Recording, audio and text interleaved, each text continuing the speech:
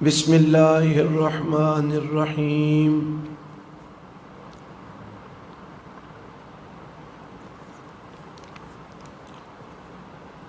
والذین اتخذوا من دونه اولیاء ما نعبدهم الا لیقربونا الی اللہ زلفی ان اللہ یحکم بینہم فیما ہم فیہ یختلفون ان اللہ لا یہدی من ہوا کاذب کفار۔ آج جو اللہ کے قرآن کی آیت دوران تلاوت سامنے آئی ہے، ابھی نماز میں ہم نے اس کی تلاوت کی، اس آیت پر تھوڑی بات کرنا چاہتا ہوں۔ ایک مسئلہ ہے ہمارے معاشرے میں چلتا، جس کو مسئلہ وسیلہ بولتے ہیں۔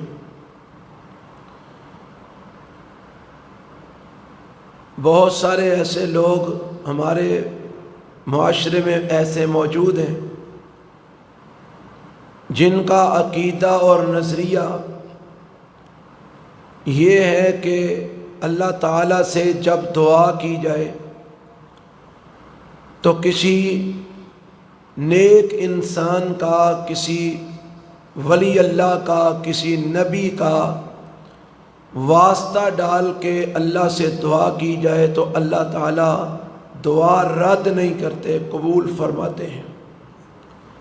یہ ایک نظریہ ہے جو ہمارے معاشرے میں چلتا ہے، اور اسی نظریے کے تحت جتنے بھی ہندوستان اور پاکستان کے مزار ہیں وہ سارے آباد ہیں، اسی نظریے کے تحت کہ لوگ ولیوں کی قبروں پہ جاتے ہیں، اس نظریے کے تحت جاتے ہیں۔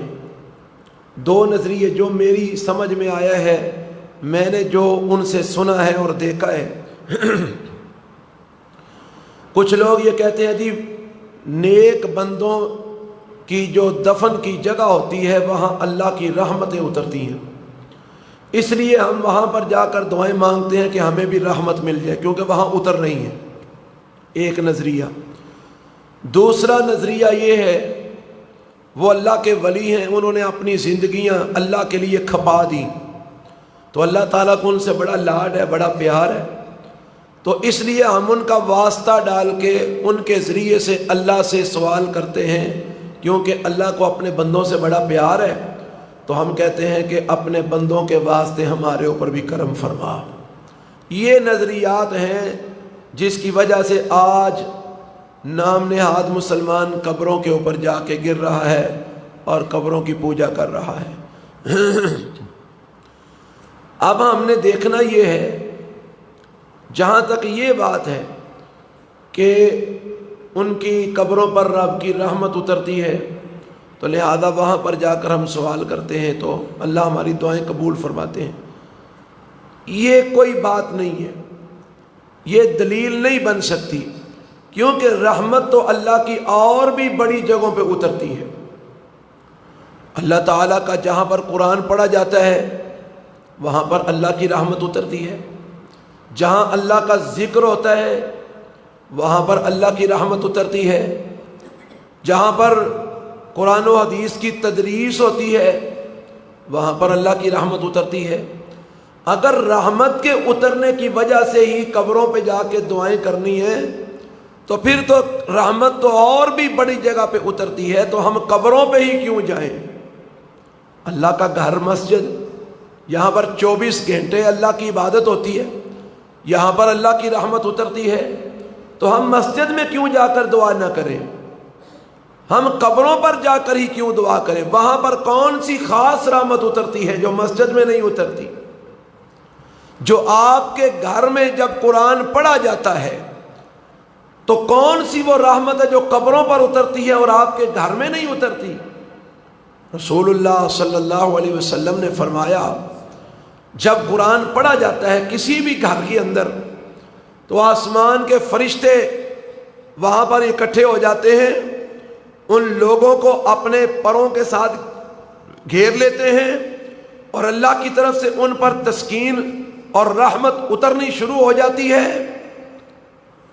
تو وہاں پر ہم دعا کیوں نہیں کرتے؟ ہم قبروں پہ ہی رحمت حاصل کرنے کیوں جاتے ہیں؟ یہ ایک اصل میں شیطان نے ہمارے ذہن میں بات ڈال دی ہوئی ہے، وہ ہم سے شرک کروانا چاہتا ہے، اس لیے وہ رحمت کا جھانسا دے کے ہمیں قبروں پہ لے جاتا ہے اور پھر قبروں پہ جا کر ہم سے شرک کرواتا ہے۔ یہ کوئی عقیدہ نہیں کہ وہاں پر رحمت اترتی ہے، اس لیے ہم وہاں پر جا کر دعا کرتے ہیں۔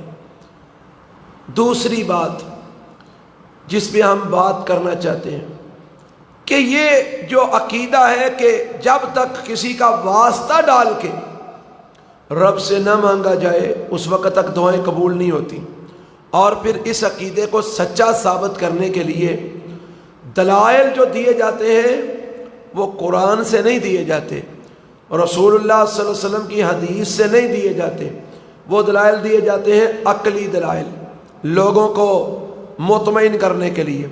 تسی چھت اتے بغیر پوڑی تو چڑھ لیندے ہو؟ جواب کیا آئے گا؟ نہیں، وہ چھت کے اوپر پوڑی کے بغیر، سیڑھی کے بغیر تو نہیں چڑھا جا سکتا، تو پھر اللہ تعالیٰ نو بغیر کسی ولی تو کیویں پا سکتے ہو؟ بندہ پریشان ہو جاتا ہے کہ یار واقعی گل تو صحیح ہے، چھت تے بغیر سیڑھی تے نہیں چڑھیا جاندہ، تے او ستاں آسماناں دے اوپر اللہ بیٹھا ہے، تے ولی دی تھی اوتھے پہنچ ہوئے گی تے ساڈی تے ہے کوئی نہیں، تے ولی تو بغیر اوتھے کیویں پہنچاں گے؟ اللہ اکبر کبیرہ۔ سب سے پہلی بات تو یہ ہے کہ اللہ رب العالمین کو کسی چیز کے ساتھ مثال نہیں دینا چاہیے، اور یہ اللہ نے قرآن میں فرمایا ہے۔ اللہ فرماتے ہیں لا تضربوا للہ الامثال، اللہ کی مثالیں نہ دیا کرو کیونکہ وہ بے مثال ذات ہے۔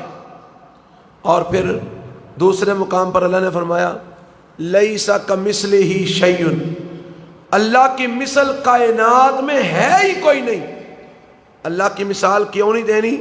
کیونکہ رب کی مثال کائنات میں ہے ہی کوئی نہیں، وہ بے مثل ذات ہے، اس کی مثال کائنات میں کوئی نہیں، لہذا تم اس کی مثال چھتوں کے ذریعے ساتھ دیتے ہو، تم اس کی مثال سیڑھی کے ساتھ دیتے ہو کہ جس طرح چھت پر بغیر سیڑھی کے نہیں چڑھا جا سکتا، اس طرح اللہ کو بغیر کسی ولی نبی کے واسطے کے نہیں پایا جا سکتا۔ بھائی اللہ کو تم نے چھت کے ساتھ مثال دے دی ہے، دیکھو تو صحیح۔ تم اپنے غلط عقیدے کو ثابت کرنے کے لیے عزیز بھائیوں دیکھو کہاں جا پہنچے ہم کہ اللہ کو چھت کے ساتھ مثال دے دی، اور پھر ایک مثال اور، جی دیکھو آپ صدر پاکستان سے ملنا چاہتے ہو تو کیسے ملیں گے؟ جواب کیا آئے گا؟ جی انہوں نے جڑے اسسٹنٹ نے، انہوں نے وزیر مشیر نے، تھلے انہوں دا جڑا طبقہ ہے انہوں دا ترلا ترلا ماران گے، او اتنے دا ترلا مارن گے، او اتنے نہ گل بات کرن گے، پھر جا کے کدھرے ٹائم طے ہوئے گا تو پھر صدر پاکستان نے ملاقات ہوئے گی۔ تو تساں اللہ تعالیٰ نو صدر پاکستان تو بھی تھلے سمجھے ہے، تسی اللہ تعالیٰ نو ڈائریکٹ جا پہ ملتے ہو۔ بھائی عجیب بات ہے، تم نے اللہ کو صدر پاکستان کے ساتھ ملا دیا۔ بھائی صدر پاکستان تو بیٹھا ہے اسلام آباد میں، اور اس نے اپنے ارد گرد کئی دیواریں کھڑی کی ہوئی ہیں کہ میرے تک عام بندہ پہنچ نہ پائے، اور اللہ تعالیٰ کو تم نے اس کے ساتھ ملا دیا ہے، نہیں مل سکتا۔ کیوں؟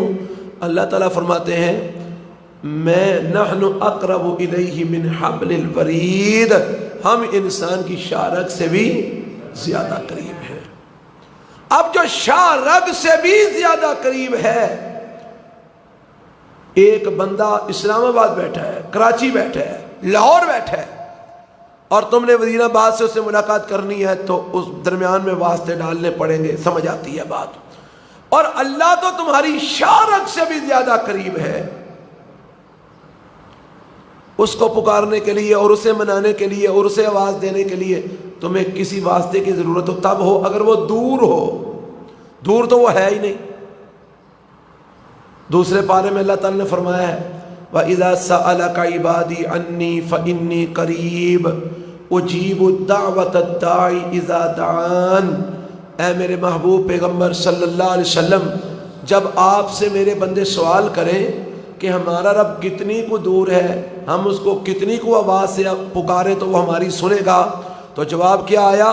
ان کو کہہ دو انی قریب، میں بڑا ہی قریب ہوں، مجھے پکارنے کے لیے تمہیں اونچی اونچی نہیں بولنا پڑے گا، تم اپنے دل میں بھی مجھے پکارو تو میں سنتا بھی ہوں اور قبول بھی کرتا ہوں۔ کیوں؟ نحن اقرب الیہ من حبل الورید، ہم تو تمہاری شارت سے بھی زیادہ قریب ہیں۔ کون سے واسطے ڈھونڈتے پھرتے ہو؟ کون سے وسیلے ڈھونڈتے پھرتے ہو؟ پہلی بات تو یہ، اللہ دور نہیں، بادشاہ دور ہوتا ہے، صدر دور ہوتا ہے، وزیر مشیر دور ہوتا ہے، چھت دور ہوتا ہے، اللہ دور نہیں، اس لیے اللہ کی مثالیں نہ دیا کرو۔ دوسری بات یہ کہ اللہ کی مثال ہے ہی کوئی نہیں۔ اب آگے چلیے، اللہ رب العالمین کے بارے میں اگر یہ عقیدہ ہو کہ اللہ ہماری تو سنتا نہیں اور اپنے ولیوں کی موڑتا نہیں، ہماری سنتا نہیں اور اپنے ولیوں کی موڑتا نہیں، اس لیے ہم اس کے ولیوں کا واسطہ ڈال کر تو اللہ سے سوال کرتے ہیں تاکہ ہماری سنی جائے۔ اچھا، اگر اللہ ولیوں کی موڑتا نہیں، اس کا مطلب ہے اللہ ان کے سامنے مجبور ہو جاتا ہے۔ مثال تو جو کو میرے کو بندہ ایسا جتنا میرا کو تعلق واسطہ ہے وہ میرے کو آ جاتا ہے، جی ہوں میں آ گیا تو میں اٹھنا نہیں، تو میری گل منو تو میں مجبور ہو جانا، یار جی موڑیا تو ناراض ہو جائے گا، جی میں موڑیا تو میرے کئی نقصانات ہوں گے، میرا تعلق خراب ہو جائے گا، اس بندے کو میں کئی مفاد نے، میرے مفادات ختم ہو جائیں گے۔ اللہ کو کسی سے کیا مفاد ہے؟ اللہ کو کسی قسم نے کیا مجبوری ہے، کیا بے بسی ہے؟ نبی نوح علیہ السلام، کہی علیہ السلام، بیٹا آنکھوں کے سامنے پانی میں غرق ہو گیا، قرآن میں لکھا ہے 12ویں پارے میں، حضرت نوح علیہ السلام نے اللہ کو کہا، یا اللہ تو نے تو کہا تھا میں تیرے اہل و عیال کو بچا لوں گا، تو میرا بیٹا میری آنکھوں کے سامنے غرق کر دیا ہے۔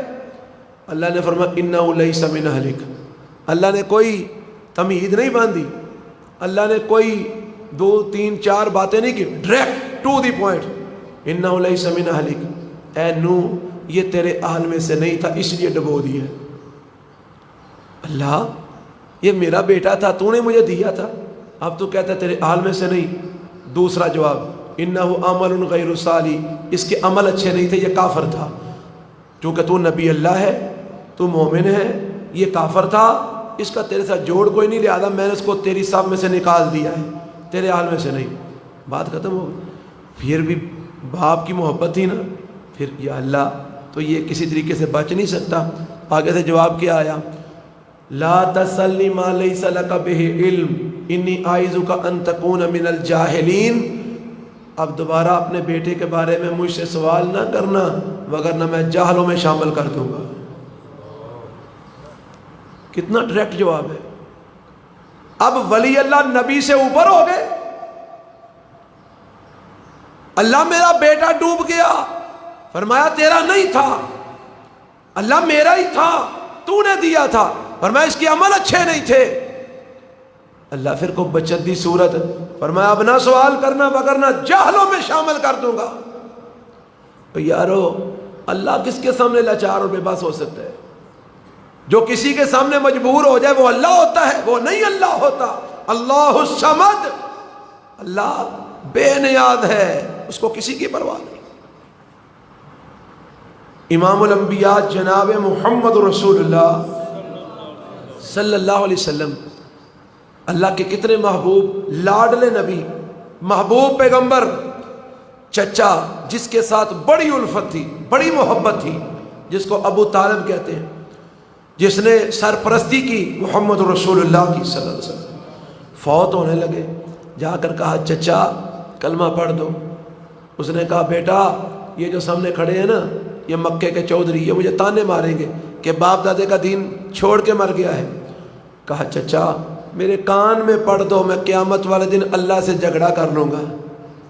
پڑھا تو ہوگا نا کلمہ، تو میں قیامت والے دن جھگڑا کر کے بخشوا لوں گا، میرے کان میں پڑھ دو، نہ ان کو پتہ چلے۔ لیکن اس کی قسمت میں نہ تھا، خاموش ہو گیا۔ اللہ کے نبی تھوڑا سا مایوس ہو گئے، اٹھ کے چلے آئے۔ حضرت علی رضی اللہ تعالیٰ عنہ کو کہا اپنے باپ کے پاس رہنا، دیکھنا کہ اس کی موت کس چیز پر واقع ہوتی ہے۔ خیال یہی تھا کہ شاید میرا چچا کلمہ پڑھ ہی لے، مرتے مرتے کلمہ پڑھ لے تو میں چلو کو اللہ تعالیٰ سے ترلا منت کر کے بخشوا لوں گا۔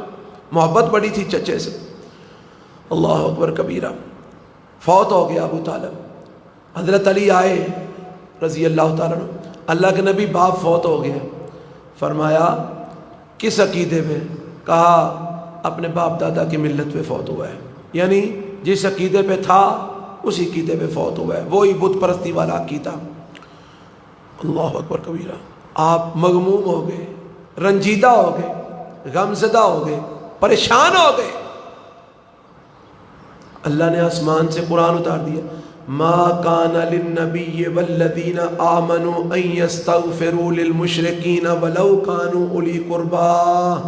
اے میرے نبی، کسی نبی اور کسی مومن کے لیے جائز نہیں کہ وہ کسی مشرک کے حق میں دعائے مغفرت کرے، چاہے وہ اس کا قریبی رشتہ داری کیوں نہ ہو۔ اور رب کے نبی سے بھی بڑھ کر کوئی اللہ کو محبوب ہے؟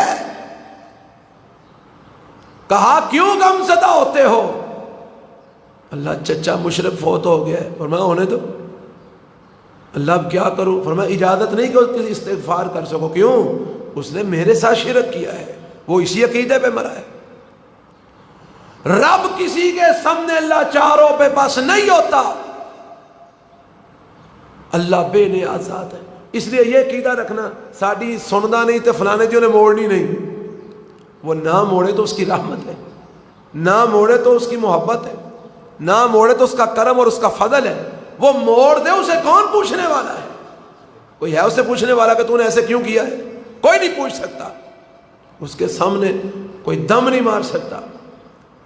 پھر اگلی بات یہ جو عقیدہ ہے نا کہ اسی انہوں دا واسطہ پا کے سوال کرنے ہیں، وسیلہ پا کے اللہ کو مانگنے ہیں، اور پھر دلیل دیتے ہیں جی اللہ نے قرآن میں کہا ہے یا ایھا الذین آمنوا اتقوا اللہ وابتغوا الیہ الوسیلہ، اے ایمان والو اللہ سے ڈرو اور اس کا قرب حاصل کرنے کے لیے وسیلہ تلاش کرو۔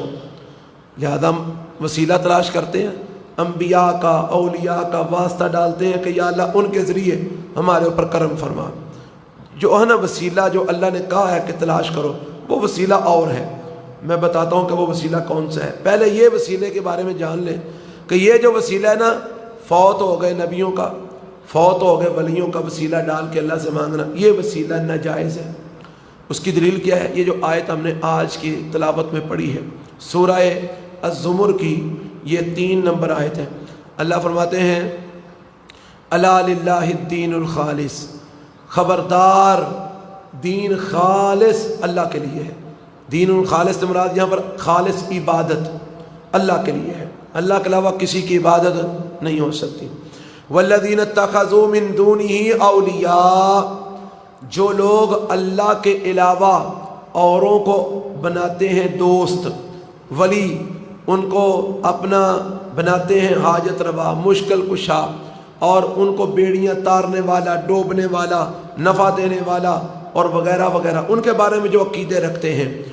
فرمایا ان سے جب پوچھا جاتا ہے نا کہ تم ان کو سجدے کیوں کرتے ہو، ان کے جا کے تم قصیدے کیوں پڑھتے ہو، ان کے آگے ہاتھ جوڑتے کیوں ہو، ان کے تم جو نا وہ ان سے کیوں مانگتے ہو، تو آگے سے وہ جواب دیتے ہیں نہیں نہیں، ہم ان کو خدا نہیں سمجھتے، ہم ان کو معبود نہیں سمجھتے، ہم ان کو جو سجدہ کرتے ہیں نا اللہ سمجھ کے نہیں کرتے، ان کو سجدہ خدا سمجھ کے نہیں کرتے، ان کو سجدہ معبود سمجھ کے نہیں کرتے، ہم ان کے سامنے ہاتھ یہ سمجھ کے نہیں جوڑتے کہ یہ اللہ ہے، یہ خدا ہے، یہ معبود ہے۔ بھائی پھر کیوں کرتے ہو؟ کہتے ہیں ما نعبدهم الا ليقربونا الى الله زلفا، ہم تو ان کے سامنے ماتھا اس لیے ٹیکتے ہیں کہ یہ ہمیں اللہ کے قریب کر دیں گے۔ یہ قرآن کی آیت ہے اور میں نے لفظی ترجمہ کیا ہے، ما نعبدهم، ہم نہیں عبادت کرتے ان کی، جن کی بھی کرتے ہیں، الا مگر اس لیے، لیقربونا، تاکہ وہ ہم کو قریب کر دیں، الی اللہ زلفا، اللہ کے قرب میں، اللہ کے قرب میں ہم کو قریب کر دیں۔ جدا پنجابی ترجمہ کی بند ہے، ساڈی اینا اگے تے اینا دی تور ترکائے، ਅਸੀਂ ਇਹਨਾਂ ਨੂੰ ਰਾਜ਼ੀ ਕਰਾਂਗੇ, ਇਹ ਅੱਲਾ ਨੂੰ ਸਾਡੇ ਤੇ ਰਾਜ਼ੀ ਕਰ ਦੇਣਗੇ। ਅਸੀਂ ਇਹਨਾਂ ਨੂੰ ਖੁਸ਼ ਕਰਾਂਗੇ, ਇਹ ਅੱਲਾ ਨੂੰ ਸਾਡੇ ਤੇ खुश कर देंगे। यही अकीदा आज के कब्र परस्त नाम निहाद मुसलमान का है। यही अकीदा आज से 1450 साल कबल के उस काफर का है जिसका तज़किरा अल्लाह ने कुरान में किया है। वो भी लात, मनात, उज़्ज़ा, हुबल और दीगर जो बुत पूजते थे, वो कहते थे हम इनकी इबादत नहीं करते, हम इनके पीछे छुपी हुई शख्सियात का तरला मारते हैं कि हमें अल्लाह के करीब कर दो, असल इबादत हम अल्लाह की ही करते हैं। इनके सामने इसलिए सजदा करते हैं ये हमें अल्लाह के करीब कर देंगे, इनके नाम के नजर नियाद हम इसलिए देते हैं ये खुश हो जाएंगे तो ये अल्लाह को हमारे ऊपर खुश कर देंगे।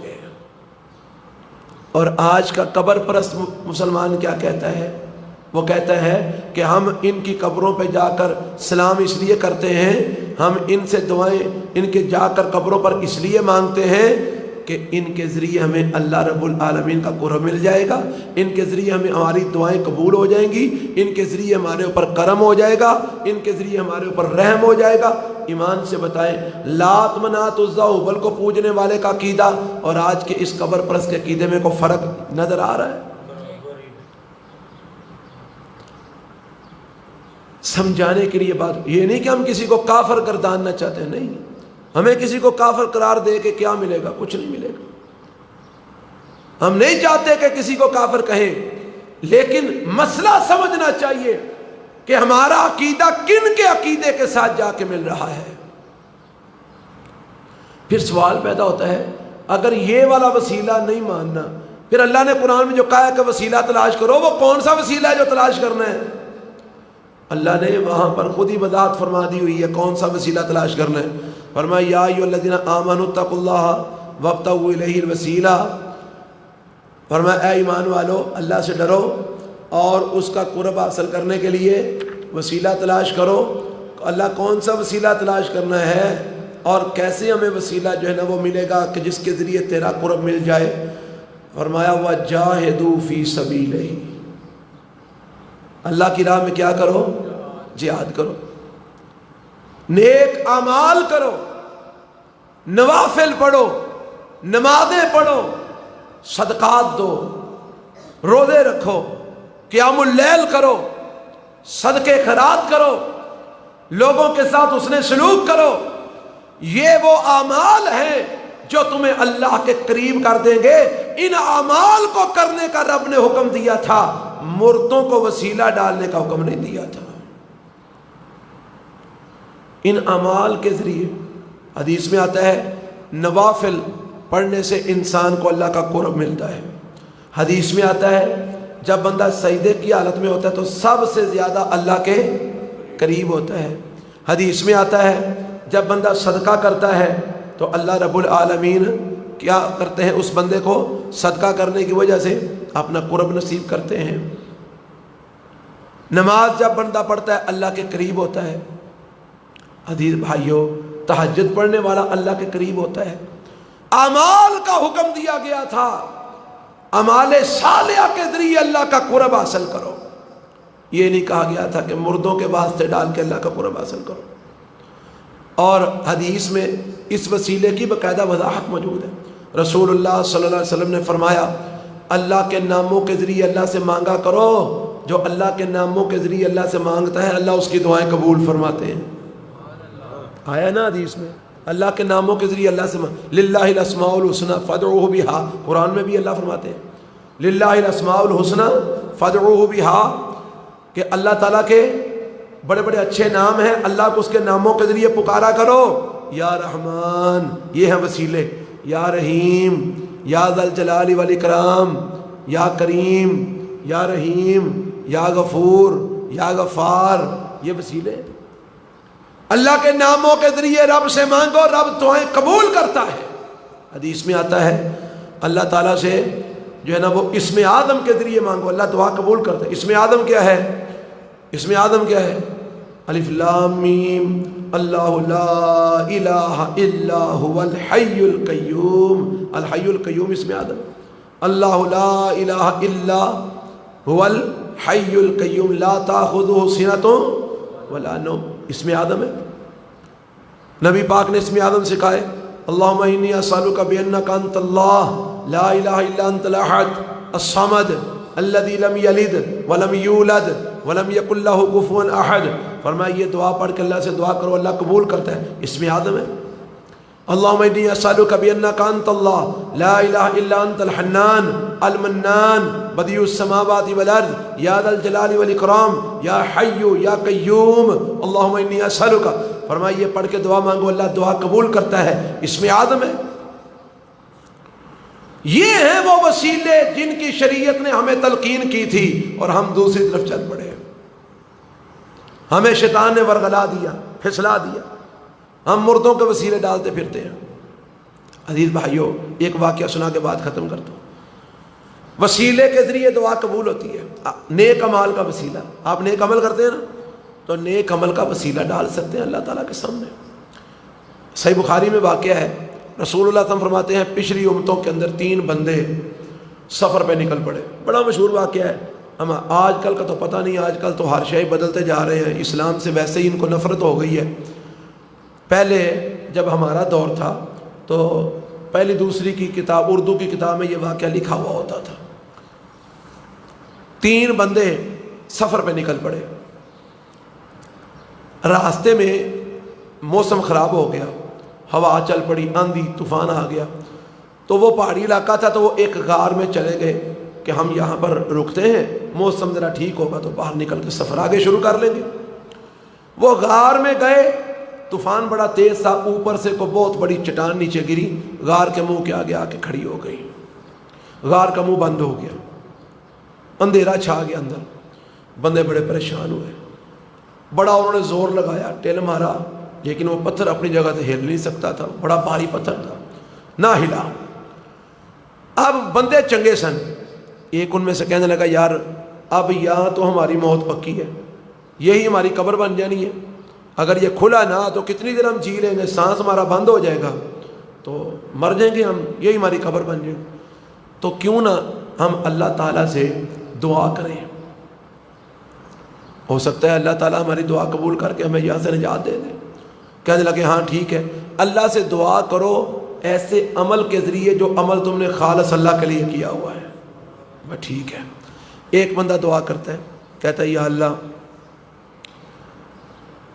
میرے پاس ایک مزدور کام کرتا تھا، تو وہ مزدور ایک دن مجھ سے ناراض ہو کر چلا گیا، تو میں نے جو ہے نا وہ اس کی مزدوری ماری نہیں، مختصر کر رہا ہوں.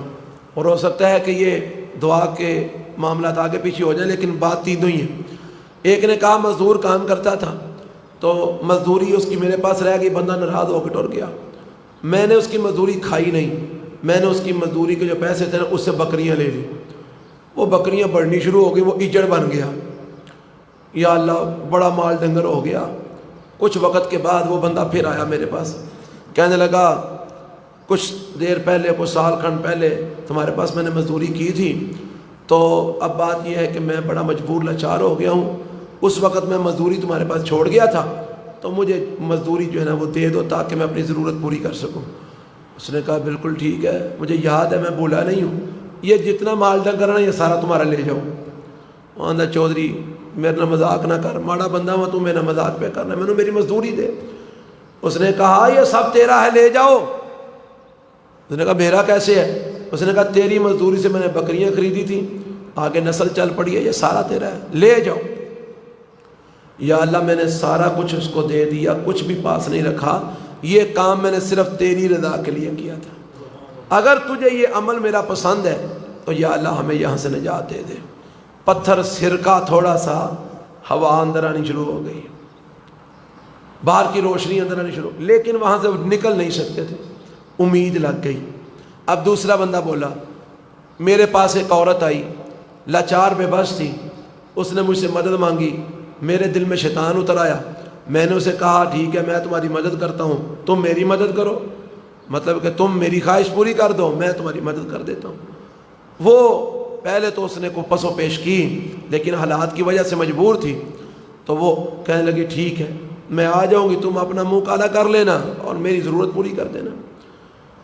جب وہ آئی تو جب میں اس کے ساتھ برائی کرنے کے لیے آمادہ تھا، تیار تھا، تو وہ تھر تھر کانپ رہی تھی۔ میں نے اسے کہا کانپ کیوں رہی ہو؟ کہنے لگی آج تک یہ برائی نہیں کی جو آج پیٹ کی وجہ سے کرنے جا رہی ہوں، ڈر لگ رہا ہے اگر مر گئی اسی حالت میں اللہ کو کیا جواب دوں گی جا کے۔ اللہ میرے دل میں سوچ پیدا ہوئی کہ اس نے کبھی برائی نہیں کی، یہ ڈر رہی ہے تو میں تو ہمیشہ کرتا رہتا ہوں، تو میرا کیا بنے گا؟ تو میں نے کیا کیا، اسے پیسے دے دیے، برائی کرنے سے بعد آ گیا، پیسے دے کے میں نے اس کو بھیج دیا۔ یا اللہ میں صرف تیرے ڈر کی وجہ سے پیچھے ہٹ گیا، میں نے برائی نہیں کی، یا اللہ یہ عمل صرف تیری رضا کے لیے کیا تھا، کوئی مجھے وہاں دیکھ نہیں رہا تھا، ایک تو تھا ایک میں تھا یا وہ اور عورت تھی، تو یا اللہ اگر تجھے یہ عمل پسند ہے تو ہمیں یہاں سے نجات دے۔ پتھر اور سر کا راستہ تھوڑا سا نظر آنے لگ گیا لیکن ابھی نکلنے کا راستہ نہ بنا۔ اب تیسرا بندہ بولا، کہنے لگا میرے ماں باپ تھے، بوڑھے تھے، میں بکریوں کا چرواہا تھا، روزانہ شام کو بکریاں چرا کے واپس آتا تو میں جو ہے نا وہ سب سے پہلے دودھ ان کا نکال کے تو اپنے ماں باپ کو پلاتا، پھر اپنے بیوی بچوں کو پلاتا، یہ میری عادت تھی، میرا طریقہ تھا۔ ایک دن میں ذرا بکریاں چراتا، دور نکل گیا جنگل میں، واپس آتے مجھے رات کا اندھیرا چھا گیا، میرے آنے تک ماں باپ دونوں سو چکے تھے، تو میں نے دودھ نکالا اور نکال کے میں ماں باپ کے سرانے کھڑا ہو گیا، میں نے ان کو جگایا بھی نہیں کہ ان کا آرام خراب نہ ہو، میں کھڑا رہا، بچے میرے روتے ہوئے بلکتے ہوئے سو گئے، میں نے ان کو دودھ نہیں دیا، حتیٰ کہ میرے ماں باپ خود ہی اپنی نیند سے بیدار ہوئے اور انہوں نے دیکھا تو میں نے ان کو دودھ دیا تو انہوں نے دودھ پیا، اس کے بعد میں نے اپنے بچوں کو دودھ دیا۔ اللہ یہ عمل میں نے صرف تیری رضا کے لیے کیا تھا، اگر تجھے پسند ہے تو ہمیں نجات دے دے۔ نبی پاک فرماتے ہیں پتھر نیچے گر گیا، غار کا منہ کھل گیا اور تینوں کو اللہ نے نجات عطا فرما دی۔ یہ تھا وہ وسیلہ جس وسیلے کا رب نے حکم دیا وَابْتَغُوا إِلَيْهِ الْوَسِيلَةَ، کچھ ایسے اعمال کر لو کہ جن اعمال کو تم رب کے سامنے پیش کر کے کہہ سکو کہ یا اللہ یہ صرف تیرے لیے کیا تھا، یہ قبول کر کے مجھے نجات عطا فرما دے۔ ان وسیلوں کا اللہ نے حکم دیا تھا، یہ نہیں کہا تھا کہ مردے پوجنے شروع کر دو، یہ نہیں کہا تھا کہ ولی اور نبی پوجنے شروع کر دو۔ ہاں ایک اور وسیلہ ہے، بات چونکہ اس کے متعلقہ ہے ذرا وہ بھی سمجھ لیے۔ کہتے ہیں جی حضرت عمر نے وسیلہ ڈالا تھا، بھائی کون سا وسیلہ ڈالا تھا؟ وسیلہ یہ ڈالا تھا بارش نہیں ہو رہی تھی تو حضرت عمر رضی اللہ تعالیٰ عنہ انہوں نے اللہ تعالیٰ سے وسیلہ ڈالا نبی پاک کے چچے عباس کا رضی اللہ تعالیٰ عنہ، تو اللہ نے بارش ڈال دی۔ اب یہ بھی مسئلہ سمجھ لو تاکہ کوئی ابہام نہ رہے۔ حضرت عمر رضی اللہ تعالیٰ عنہ واقعی بارش نہیں ہو رہی تھی، لوگوں نے کہا امیر المومنین بارش نہیں ہو رہی، ضرورت ہے بارش کی، یہ دعا کریں کہ اللہ ہمیں اب ضرورت نہیں ہے بارش کی، بظاہر حقیقت تو اللہ بہتر جانتا ہے، بظاہر ہمیں بارش کی ضرورت نہیں ہے، فصلیں تیار ہیں اور پہلے ہی بارش کی وجہ سے کافی فصلیں خراب ہو چکی ہیں، تو دعا کریں کہ یا اللہ بظاہر ہمیں بارش کی ضرورت نہیں ہے، اگر اس وقت ہمارے لیے بارش نقصان دہ ہے تو یا اللہ بارش نہ ڈالنا۔ آمین تو کیا جڑو، وہ یہ دعا کر رہے ہیں، واقعہ نہیں بیان کر رہا ہے، دعا کر رہے ہیں اس وقت ہمیں بارش کی بظاہر ضرورت نہیں ہے، کیوں؟ فصلیں کھڑی ہیں، پہلے ہی بارش کی وجہ سے کافی فصلیں خراب ہو چکی ہیں، دعا کریں اللہ مزید نقصان سے بچا لے۔ اگر بارش ہمارے لیے فائدہ مند نہیں ہے تو اللہ بارش نہ ڈالے، کیونکہ پشین گوئی ہے محکمہ موسمیات کی ابھی 2-3 دن میں بارش کا امکان انہوں نے بتایا ہے، لیکن فصلیں کھڑی ہیں، کٹائی ہو رہی ہے، اور یقین کریں کہ پہلے بڑی فصلیں تباہ ہو چکی ہیں، فصلوں کے رنگ بدل چکے ہیں، دانہ مارا جا چکا ہے، تو جتنی فصل خراب ہوگی اتنی معاشرے میں مہنگائی بڑھے گی، اتنا ہی جو ہے نا وہ ہمارے لیے پریشانی بڑھے گی۔ اس لیے اللہ سے دعا کریں کہ اللہ اگر بارش کی ہمیں ضرورت نہیں ہے نا تو بارش نہ ڈال، جہاں ضرورت ہے وہاں لے جا بارش کو۔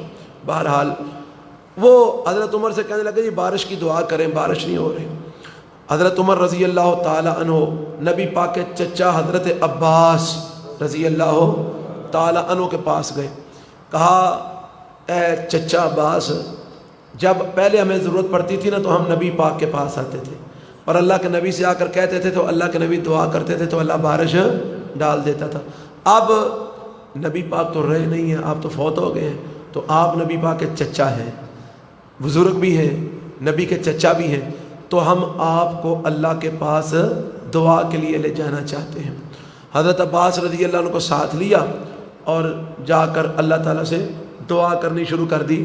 تو حضرت عمر کے الفاظ دعا کے یہ تھے کہ یا اللہ، اور حضرت عباس بھی دعا کر رہے ہیں، حضرت عباس بھی بارش کی دعا کر رہے ہیں، اور حضرت عمر کیا الفاظ پکار رہے ہیں، یا اللہ جب ہم پہلے بارش کی ضرورت ہوتی تھی تو ہم تیرے پاس تیرے نبی کو لے کے آتے تھے، اب تیرا نبی تیرے پاس پہنچ چکا ہے، اب ہم بارش مانگنے کے لیے تیرے نبی کے چاچے کو لے کے آئے ہیں، اپنے نبی کے چاچے کی دعا قبول فرما کے ہمارے اوپر بارش نازل فرما۔ بارش ہونے لگ گئی۔ اب لوگ کہتے ہیں جی دیکھو حضرت عمر نے وسیلہ ڈالا کہ نہیں، اور بھائی اس وسیلے کا تو کوئی انکاری ہے ہی نہیں۔ میں آپ سے کہتا ہوں جی آپ میرے لیے دعا کریں، آپ کو میں نے وسیلہ بنایا نا، آپ میرے لیے دعا کرتے ہیں، میری مشکل حل ہو جاتی ہے تو آپ تو میرے لیے وسیلہ بن گئے۔ آپ مجھے کہتے ہیں جی آپ ہمارے لیے دعا کریں، میں آپ کے لیے دعا کرتا ہوں، آپ کی مشکل آسان ہو جاتی ہے تو میں آپ کے لیے وسیلہ بن گیا۔ زندہ انسان سے دعا کروانا یہ تو نبی پاک سے ثابت ہے، یہ تو جائز ہے۔ نبی پاک سے لوگ آ کر دعائیں کرواتے تھے، نبی پاک صلی اللہ علیہ وسلم لوگوں کے لیے دعائیں کرتے تھے۔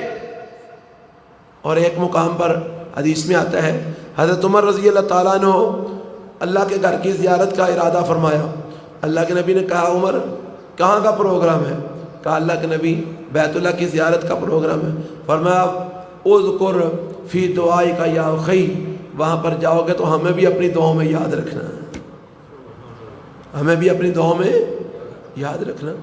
بھائی دعا کروانا جائز ہے، آپ دعا کروائیں، نیک لوگوں سے دعا کروائیں جو زندہ ہیں، لیکن نیک لوگ جب فوت ہو جائیں اب وہ دعا کرنے کے لائق نہیں رہے، وہ تو دعاؤں کے محتاج ہو گئے، اب ان کا واسطہ ڈال کے یا اللہ تیرا ولی اللہ بڑا نیک سی تے ایدا واسطہ ڈال کے تیرے کو سوال پہ، یہ جائز نہیں ہے، یہ ثابت نہیں ہے نہ قرآن سے نہ رسول اللہ صلی اللہ علیہ وسلم کی حدیث سے۔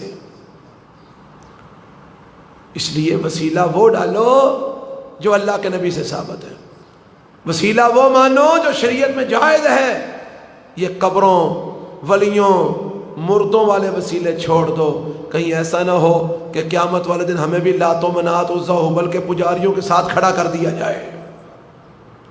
اللہ ہمیں محفوظ فرمائے، اللہ ہمیں دین اسلام کی سمجھ عطا فرمائے، اللہ ہمیں غلط اور باطل نظریات و عقائد سے محفوظ فرمائے۔